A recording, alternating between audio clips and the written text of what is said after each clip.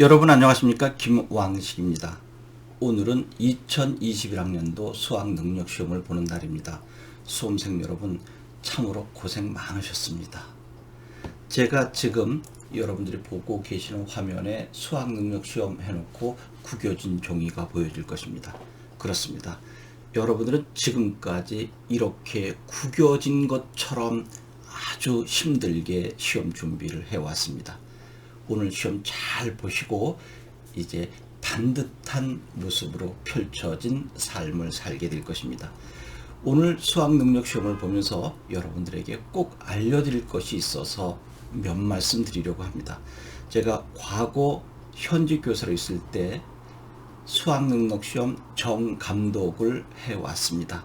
그때 학생들을 지켜보면서 너무나 안타까운 마음이 들어서 몇 말씀을 꼭 드려야 할 것 같습니다. 여러분, 첫째가 국어 영역 시험입니다.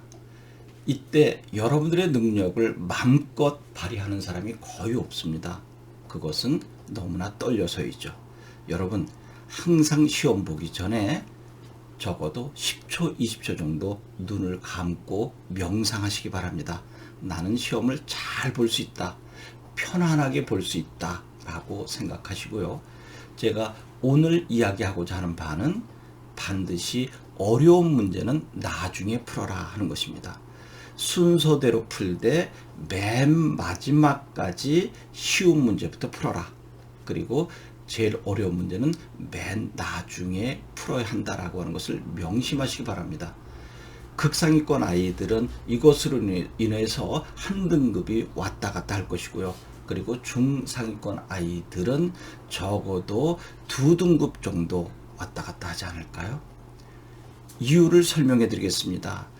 중간중간에 난이도 즉 쉽고 어려운 문제들이 번갈아 나오게 되는데 중간에 어려운 문제를 만나게 되면 쉬운 문제를 풀었을 때보다 2배 또는 3배 정도 시간이 소요됩니다.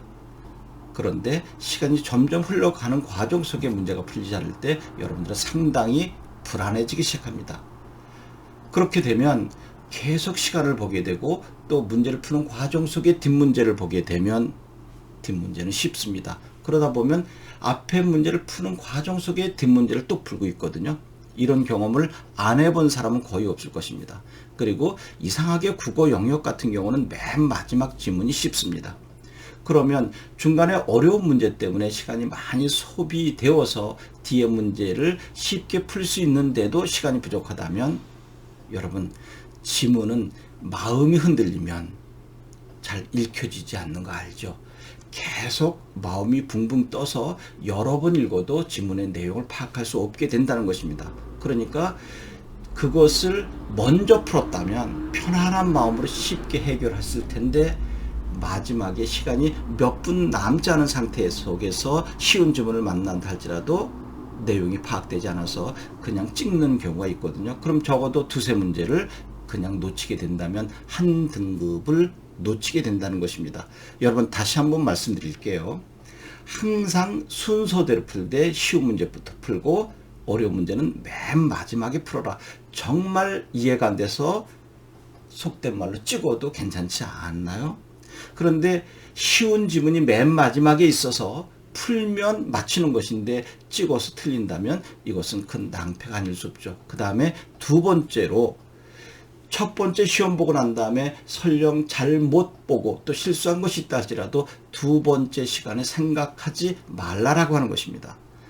내가 모든 문제를 다 맞춰서 서울대학을 가려고 했는데 서울교대를 가려고 했는데 한두 문제 때문에 안 될 것 같다라고 한다면 이것보다 어리석은 일은 없을 것입니다.